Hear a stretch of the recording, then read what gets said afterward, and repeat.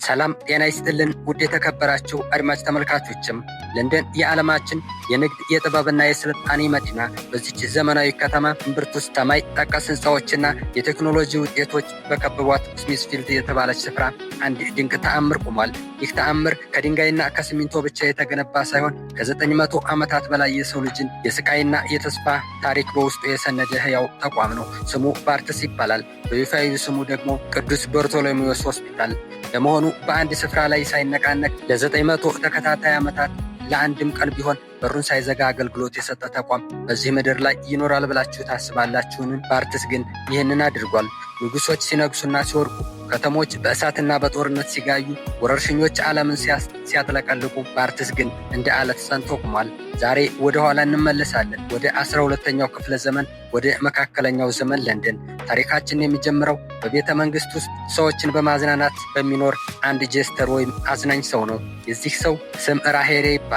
ከአንድ ተራ የቤተ መንግስት አዝናኝ አእምሮ ውስጥ የበቀለች አንዲት ትንሽ የህልም ዘር ዛሬ በሚሊዮኖች የሚቆጠሩ ሰዎችን ህይወት የታደገ ግዙፍ የህክምና ማዕከል ትሆናለች ብሎ ያሰበ ማንም አልነበረም። በዚህ የዛሬው ልዩ ዝግጅታችን የባርትስን አስገራሚ አመጣጥ፣ በለንደን ታላቅ እሳት ውስጥ እንዴት በተአምር እንደተረፈ፣ የህክምና ሳይንስን እንዴት እንደቀየረና በወቅታዊ መርማሪ ሼርሎክ ሆልምስ ታሪክ ውስጥ ያለው ድርሻ በዝርዝር እንቃኛለን። ይህ ታሪክ ስለ ህክምና ብቻ አይደለም። ይህ ታሪክ ስለ ሰው ልጅ ጽናት፣ ስለ ቃል ኪዳንና ስለማይበግረው ተስፋ ኃይል የሚተርክ ነው። ዛሬ የዚህን ግዙፍ የ900 ዓመታቱን ታሪካዊ ተቋም አብረን እንቃኛለን። እናንተም ላይክ፣ ሼር እና ሰብስክራይብ በማድረግ አብራችሁን ቆዩ። ታሪካችን የሚጀምረው በ11ኛው ክፍለ ዘመን ማብቂያ ላይ ነው። ለንደን የንግስና አደባባይ ውስጥ አንድ ሰው ነበረም። እሱም ራሄሬ ይባላል።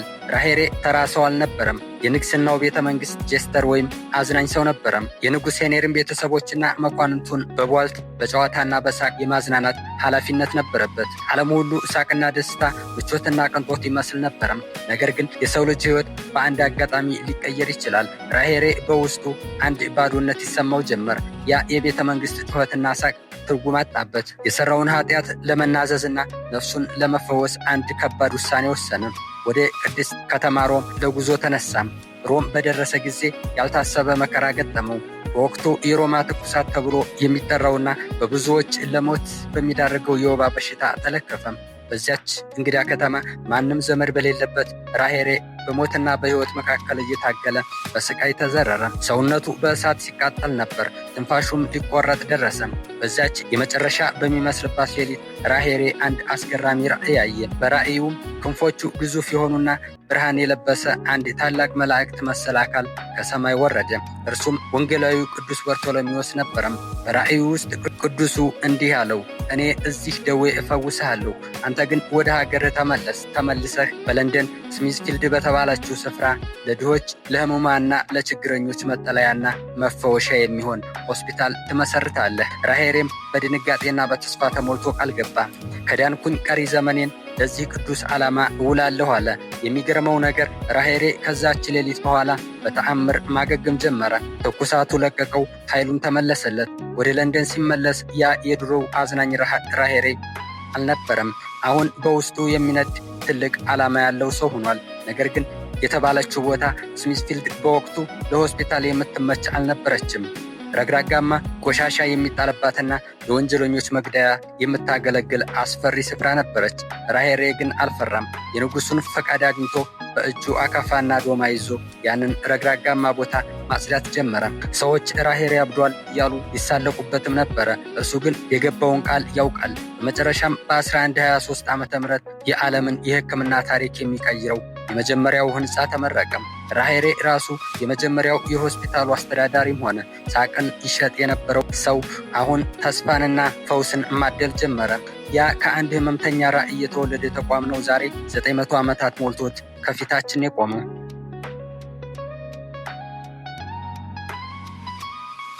ባርትስ ሆስፒታል ከተመሰረተ በኋላ ያለፉት 900 ዓመታት የአልጋ ባልጋ ጉዞ አልነበሩም። ሆስፒታሉ የሰው ልጅን ታሪክ የቀየሩ ታላላቅ መቅሰፍቶችን፣ የከተማ ውድመቶችንና የዓለም ጦርነቶችን ሁሉ በአይኑ አይቷል። ነገር ግን የእነዚህ ሁሉ ፈተናዎች ውስጥ ባርትስ አልወደቀም። ይልቁንም እንደ ወርቅ በፈተና እሳት እየነጠረ መጣ።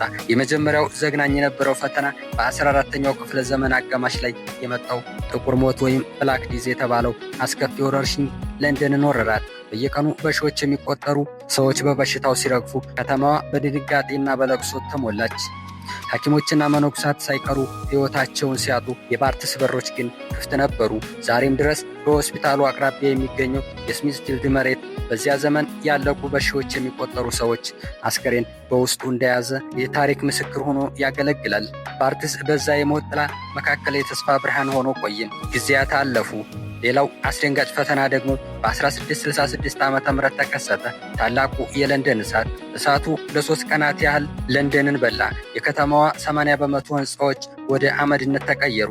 እሳቱ እየተስፋፋ ወደ ባርትስ ሆስፒታል ሲቃረብ ሁሉም ተስፋ ቆርጦ ነበረም። ነገር ግን አንድ ተአምር መሰል አጋጣሚ ሆነ። እሳቱ ልክ የሆስፒታሉ ግድግዳ ደጃፍ ላይ ሲደርስ ቆመ። ባርትስ ያለምንም ጉዳት ተረፈ። የለንደን ከተማ ስትጋይ፣ ባርትስ ግን ለተጎዱ መጠለያና ፈውስ መሆኑን ቀጠለም። በ18ኛውና በ19ኛው ክፍለ ዘመን ደግሞ ባርትስ የሳይንስ አብዮት መድረክ ሆነ። በወቅቱ ቀዶ ጥገና ያለማደንዘዣ ይካሄድ ስለነበር ህመምተኞች በስቃይ ይጮሁ ነበርም። ባርትስ ግን የመጀመሪያውን የሕክምና ትምህርት ቤት በማቋቋም የሰውነት አወቃቀር ወይም አናቶሚ በጥልቀት በማጥናትና ንጽህናን በመጠበቅ ረገድ አዳዲስ መንገዶችን ቀደደም። የታዋቂው ጄምስ ሳጀት ግኝቶች የተወለዱት እዚህ ሆስፒታል ውስጥ ነው። በመጨረሻም የ20ኛው ክፍለ ዘመን ፈተና መጣም። ሁለተኛው የዓለም ጦርነት። የናዚ ጀርመን አውሮፕላኖች ለንደንን በቦምብ ሲያዘንቡባት የባርትስ ሕንፃዎች ተናወጡ፣ መስኮቶችም ረገፉ፣ ግድግዳዎች ተሰነጠቁ። ሆኖም ግን የሆስፒታሉ ሥራ አልቆመም። ዶክተሮችና ነርሶች በመሬት ውስጥ ባሉ ጥብቅ ክፍሎች ውስጥ ሆነው የቦምብ ድምፅ እየተሰማቸው ቀዶ ጥገና ያደርጉ ነበርም። መብራት ሲጠፋ በባትሪ ብርሃን ሕይወት ያድኑ ነበርም። ባርትስ እነዚህን ሁሉ ፈተናዎች ያለፉ በአጋጣሚ አይደለም። ከእያንዳንዱ ድል በስተጀርባ ያ መስራቹ ራሄሬ የተባለው የማይበገረው የቃል ኪዳን መንፈስ አለም። ለንደን ስትወድቅ ባርትስ ተነሳች። ለንደን ስትቃጠል ባርትስ ጸናች። ለዚህ ነው ዛሬም ድረስ የባርትስ መንፈስ በዓለም ሕክምና ውስጥ ትልቅ ስም አለው።